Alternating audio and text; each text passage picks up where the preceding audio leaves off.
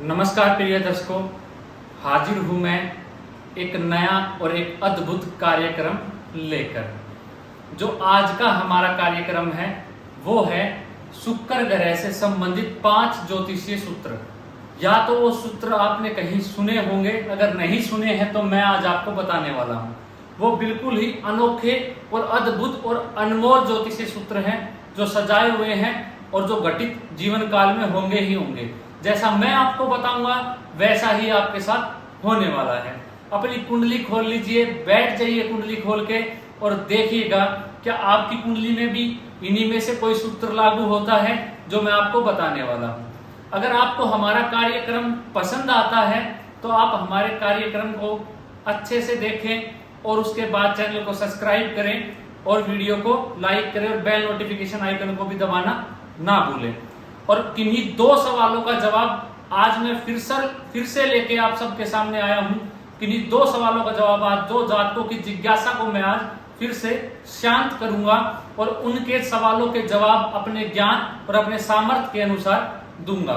तो चलिए जानते हैं वो कौन से 5 ज्योतिषीय सूत्र हैं। सबसे पहला ज्योतिषीय सूत्र, दर्शकों, जो सबसे पहला ज्योतिषीय सूत्र है वो कहता है अगर धनु राशि के अंदर शुक्र हो, लगन कोई भी हो सकता है, इसमें कोई शर्त नहीं है कि यही लगन होना चाहिए।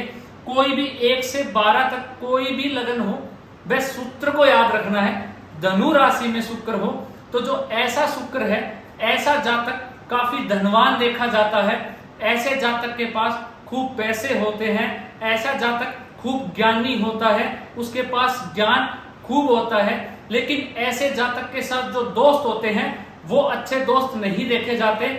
उनका जो दोस्ताना होता है सिर्फ उसके पैसों से या उसके ज्ञान तक, उसका स्वार्थ जो है वो उनके मित्रता का जुड़ा होता है। अगर आपकी कुंडली में कहीं शुक्र धनु राशि में बैठे हुए हैं तो अपने सतर्क हो जाइए और देखिए कि क्या आपके आसपास जो आपके मित्र हैं क्या वो सच्चे हैं, क्या वो ईमानदार हैं, क्या आपके लिए सच हैं, हमेशा खड़े रहेंगे। जी ध्यान रखिएगा मेरे इस सूत्र को। अगर शुक्र धनु राशि में हो तो बहुत सर्वश्रेष्ठ रिजल्ट देता है। शुक्र जो है अपनी जो मित्र राशि है कुंभ और मकर राशि, उससे भी ज्यादा सर्वश्रेष्ठ रिजल्ट शुक्र का जो है वो देखा जाता है। अगर धनु राशि में शुक्र बैठ जाए तो खूब धनवान, पैसा उसके पास खूब देखा जाता है, खूब इंटेलिजेंट होता है ऐसा जातक, बुद्धि उसकी शार्प होती है, अच्छे से काम करता है, खूब धनाट्य होता है वो ज्ञान से भी, जिसका शुक्र धनु राशि में जाके बैठा हो। बस शर्त यही है कि अपने मित्रों से थोड़ा सावधान हो जाए, क्योंकि उनके जो मित्र होते हैं वो लालची होते हैं, वो सिर्फ उनके साथ अपने स्वार्थ से अपनी दोस्ती रखते हैं। चलिए जो अगला ज्योतिषीय सूत्र है उस पर चलते हैं। अगला ज्योतिषीय सूत्र क्या कहता है? अगला ज्योतिषीय सूत्र कहता है अगर शुक्र जिस घर में बैठे हो, जिस भी घर में शुक्र बैठा है उससे लगन कोई भी हो, मेरी उससे कोई शर्त नहीं है, लगन कुछ भी हो सकता है। अगर शुक्र जहां भी बैठा है उससे आगे में कोई ग्रह बैठा हुआ है, उससे आगे कोई ग्रह है, मान लीजिए यहाँ पे सूर्य ही बैठा हो, यहाँ पर सूर्य ही हो या गुरु हो, कोई भी ग्रह हो शुक्र से एक घर आगे, जिस घर से शुक्र 12 होता हो दूरी पे, मान लीजिए यहाँ पे सूर्य है तो सूर्य से शुक्र 12 दूरी पे बैठा हुआ है, 12 घर दूर बैठा है, तो ज्योतिषीय सूत्र कहता है उसके बल में वृद्धि हो जाएगी, उससे संबंधित उस भाव में बल आ जाएगा और उससे संबंधित सारी चीजें उस जातक को जिंदगी में मिलेगी।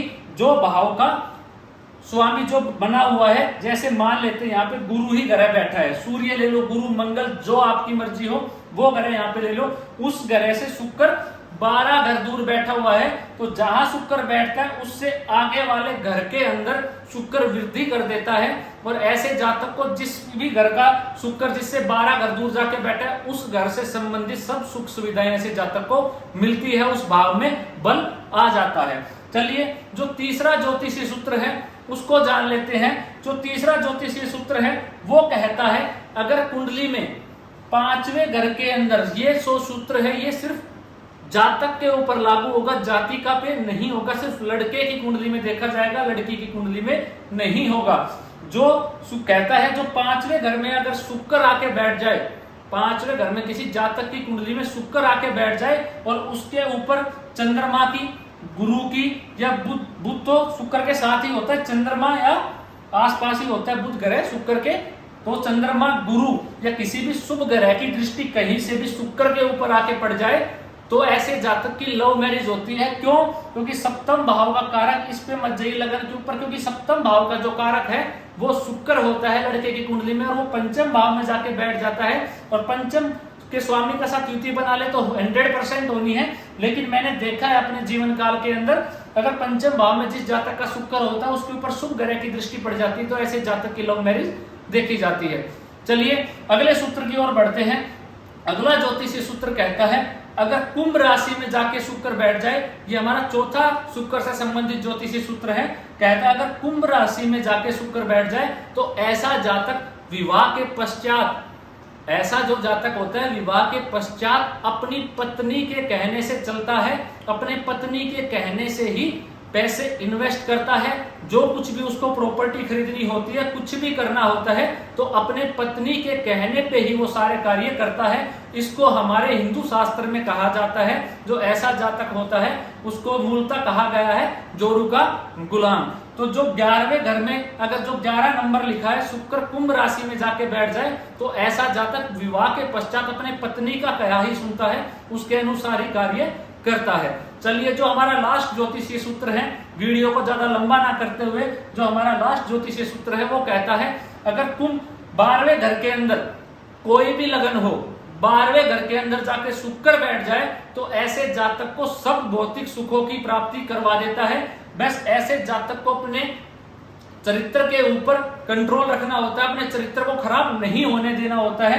अगर शुक्र जिसका भी 12वें घर में बैठा हुआ है, ऐसा जातक ब्रांडेड कपड़े पहनने का शौकीन पाया जाता है, ज्यादा भौतिक सुखों पे ऐसा जातक खर्च करता है, मकान जो है उसका शानदार होता है, बढ़िया मकान वो बनाता है, लग्जरी गाड़ियों में चलने का उसका शौक होता है, बार बार गाड़ी परिवर्तन करने का भी उसका शौक देखा जाता है, और 12वें घर में बैठ के शुक्र भौतिक सुख सब दिला देता है। भौतिक सुखों के पीछे जातक को दौड़ना पड़ता है, बस भौतिक सुखों में सब कुछ आ जाता है। इसीलिए कहता हूं अपने कैरेक्टर को ठीक रखना है, अपने चरित्र को ठीक रखना है, सब कुछ दे देता है। अगर आपका 12वें घर में शुक्र बैठा है तो अति विशिष्ट कारक हो जाता है। 12वें घर में बैठ के शुक्र तो सब कुछ दे जाता है। और काल पुरुष की कुंडली से भी 12 नंबर यहाँ पे बनता है, काल पुरुष की कुंडली से 12 नंबर यहाँ पे आती है, मीन राशि बनती है।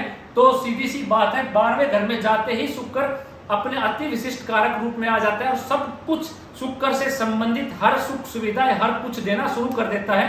ऐसे जातक के ऊपर परमात्मा की असीम कृपा होती है, जिसका शुक्र 12वें घर में कुंडली में देखा जाता है। चलिए आज के जो हमारे दो अनमोल जो हमारे जातक हैं, जो हमारे दर्शक हैं, उनका भी सवाल का जवाब मैं दे देता हूं। उनकी भी जिज्ञासा शांत करनी जरूरी है कि उनका जो सवाल है, चलिए मैं बताता हूं आपको। जो पहला सवाल है वो पूछा है प्रहलाद पाठक ने, उनका सिर्फ इतना ही लिखा उन्होंने कमेंट के अंदर कि जो मेरा तुला लगन है और जो मेरी राशि है वो कन्या बनती है, मतलब चंद्रमा जो है वो 12वें घर में जाके बैठा हुआ है। किसका मालिक?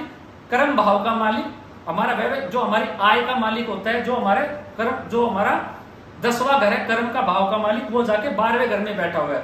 इन्होंने कहा जो शुक्र और सूर्य वो 6ठे घर में बैठे हुए हैं मीन राशि के अंदर, तो सबसे पहले तो इनका जो लग्नेश है वो अवयोग बना के बैठा हुआ है 6ठे घर के अंदर। तो जिंदगी में बहुत मेहनत करनी पड़ेगी, बड़ा ही संघर्ष करना पड़ेगा। लेकिन अगर शुक्र 6ठे घर में आके बैठ जाए तो भी खराब फल नहीं देता है, अच्छा ही फल देखा गया है। शुक्र का 6ठे घर में ऊंच का होके बैठा है यहाँ पे, तो यहाँ से शुक्र सीधा 12वें घर को देखेगा तो भौतिक सुख सुविधाओं की कमी तो आपकी जिंदगी में नहीं रहने वाली है। बस अपने कैरेक्टर पे कंट्रोल रखना है, सभी प्रकार के भौतिक सुख सुविधाएं आपको मिल जाएगी। 6ठे घर में बैठ के शुक्र अच्छा ही फल देता है। तो प्रहलाद पाठक जी, मैं उम्मीद करता हूं आपकी जिज्ञासा शांत हुई होगी, आप अपना सवाल का जवाब पाके बड़े ही प्रसन्न होंगे। चलिए जो दूसरा सवाल पूछा है वो पूछा है बंटी कांडे ने।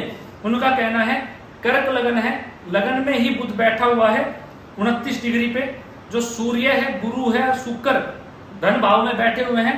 सूर्य 14 डिग्री पे, गुरु 3 डिग्री पे, और जो शुक्र है वो वक्री अवस्था में बैठा हुआ है। जो मंगल है वो 6 डिग्री पे बैठा हुआ है पराक्रम भाव में 3रे घर के अंदर। राहु जो है 6ठे घर में है, केतु 12वें घर में है, और जो शनि है वो खुद की ही राशि में सस महापुरुष योग बना के 7वें घर में बैठा हुआ है। तो जो इनका सब पहला सवाल है कि मेरी कुंडली में कौन कौन से राजयोग बनते हैं, देखिए जी। सबसे पहले तो आपकी कुंडली में महाधनी राजयोग बनता है। कैसे? जो आपका लगन का स्वामी है वो जाके लाभ भाव में बैठा हुआ है, लाभ भाव का जो स्वामी बना आपकी कुंडली में शुक्र, वो जाके धन भाव में बैठा हुआ है, आपकी कुंडली से सूर्य के साथ बैठा हुआ है, सूर्य स्वयं वहां विराजमान है और उसके साथ गुरु बैठा हुआ है जो धन का कारक है। तो आपके पास पैसों की कमी तो नहीं रहने वाली है, पैसे आपके पास भरपूर मात्रा में रहेंगे, लेकिन राहु की दृष्टि पड़ जाने से वो पैसे रुकेंगे नहीं। तो उनको संभाल के रखना है आपको और अपनी समाज में प्रतिष्ठा बना के रखनी है। ज्यादा समाज में वर्चस्व जमाने के पीछे नहीं भागना है, आपके पैसे ज्यादा वहां खर्च हो जाएंगे। तो अपने पैसों पे कंट्रोल रखना है। लगनेश जाके जब आय लाभ भाव में बैठ जाता है तो ऐसे जातक का जो लाभ है निरंतर एक जैसा नहीं रहता है, किसी महीने ज्यादा तो किसी महीने कम रहता है। तो आपकी कुंडली में महाधनी योग है। आपका जीवन साथी, दूसरा सवाल आपने पूछा मेरा जीवन साथी कैसा होगा, क्योंकि शनि बैठा हुआ है तो शनि जो खुद राशि में बैठ गया है तो जीवन साथी आपका अच्छा रहेगा। आपका जो शुक्र है जो यहाँ का कारक होता है सप्तम भाव का, वो भी जाके गुरु के साथ बैठा हुआ है सूर्य पे, लेकिन राहु की दृष्टि से दृष्ट है तो शादी में देरी हो जाएगी। आपकी जो शादी है, मुझे नहीं पता किसकी महादशा चली हुई है आपकी कुंडली में, क्या चला हुआ है, लेकिन आपकी शादी 26 वर्ष के बाद आपकी शादी देखी जाती है। तो चलिए आपका जो तीसरा सवाल है उसको जान लेते हैं। तो आपका जो तीसरा सवाल है यही था कि आपके दो ही सवाल थे कि मेरी कुंडली में कौन से योग बने हुए हैं और मेरी जो शादी है वो कब होगी। तो मैंने आपको बताया, तो आशा करता हूं आपकी भी जिज्ञासा जो है आज वो शांत हुई होगी। तो आज के लिए मुझे इजाजत दीजिए। आपको कार्यक्रम पसंद आया हो तो वीडियो को लाइक कर दीजिए, चैनल को सब्सक्राइब करना बिल्कुल भी मत भूलिएगा। आज के लिए इतना ही, नमस्कार।